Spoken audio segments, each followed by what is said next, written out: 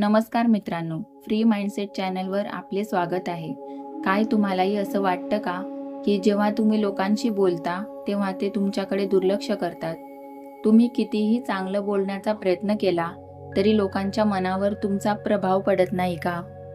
लक्षात ठेवा, या जगात फक्त तोच माणूस राज्य करतो ज्याच्या शब्दांमध्ये ताकद असते. छत्रपती शिवराय जेव्हा बोलायचे तेव्हा हजारो मावळे प्राणाची आहुती द्यायला तयार व्हायचे. ही आहे शब्दांची शक्ती. आज मी तुम्हाला अशा 7 युक्त्या सांगणार आहे, ज्या वापरल्यानंतर जेव्हा तुम्ही तोंड उघडाल तेव्हा अख्खी दुनिया शांत होऊन फक्त तुमचं ऐकेल. हा व्हिडिओ शेवटपर्यंत पहा, कारण शेवटचा मुद्दा तुम्हाला एक लीडर बनवेल. 1. शब्दांची निवड आणि स्पष्टता. तुमचे शब्द हे तुमच्या विचारांचा आरसा असतात. जे काही बोलता ते स्पष्ट आणि शुद्ध असावे. विचार करा, तुम्ही दुकानात गेलात आणि दुकानदार फुटफुटत बोलत असेल तर तुम्हाला काहीच समजणार नाही. पण जर तोच दुकानदार आत्मविश्वासाने आणि स्पष्ट बोलला तर तुम्ही त्याचं ऐकता. तुमचे शब्द समोरच्याला स्पष्ट ऐकू जाणे हीच प्रभावाची पहिली पायरी आहे.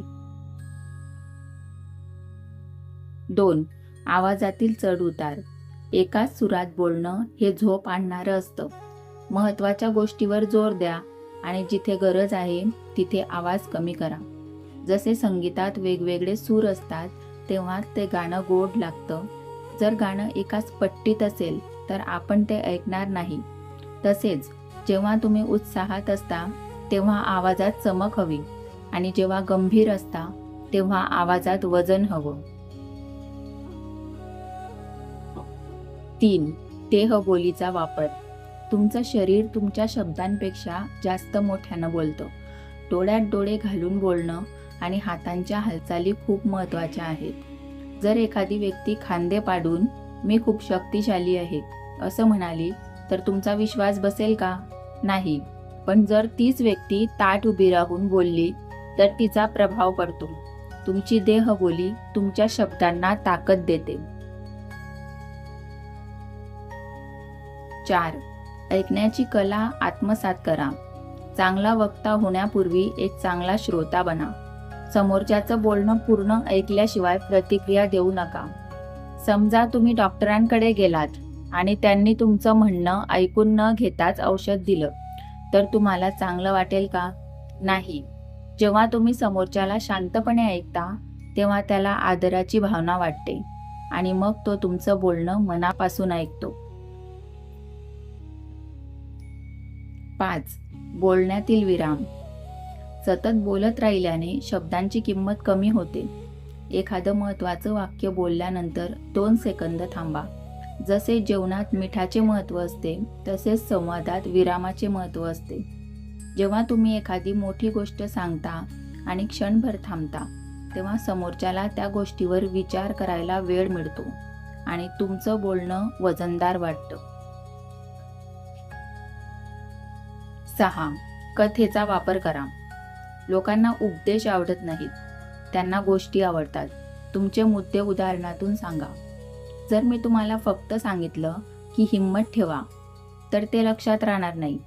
पण जर मी तुम्हाला एका मुंगीची गोष्ट सांगितली जी 100 वेळा पडूनही साखरेचा दाणा घेऊन वर चढते तर तो मुद्दा तुमच्या मनावर कायमचा कोरला जाईल. 7. आत्मविश्वासाचा सराव. जगातील सर्वात शक्तिशाली शस्त्र म्हणजे तुमचा आत्मविश्वास. तुम्ही जे बोलताय त्यावर तुमचा स्वतःचा 100% विश्वास असायला हवा. जंगलात जेव्हा सिंह डरकाळी फोडतो तेव्हा सगळं जंगल शांत होतं, कारण सिंहाला स्वतःच्या ताकदीवर पूर्ण विश्वास असतो. जेव्हा तुम्ही तयारीने आणि विश्वासाने बोलता तेव्हा लोक तुमच्याकडे चुंबकासारखे आकर्षित होतात. तर मित्रांनो, हे 7 मुद्दे आजपासूनच तुमच्या आयुष्यात लागू करा आणि मग बघा लोक तुमच्या शब्दांची कशी किंमत करतात. तुमचं बोलणं हीच तुमची खरी संपत्ती आहे. तुम्हाला यातील कोणती युक्ती सर्वात जास्त आवडली कमेंटमध्ये नक्की सांगा. ज्या मित्राला लोकांशी बोलायला भीती वाटते त्याला हा व्हिडिओ नक्की शेअर करा. स्वतःला रोज एक पाऊल पुढे नेण्यासाठी तुमच्या लाडक्या फ्री माइंडसेट चॅनलला आताच सबस्क्राईब करा. तुमचा शब्द हाच तुमचा प्रभाव आहे, तो निर्माण करा. धन्यवाद.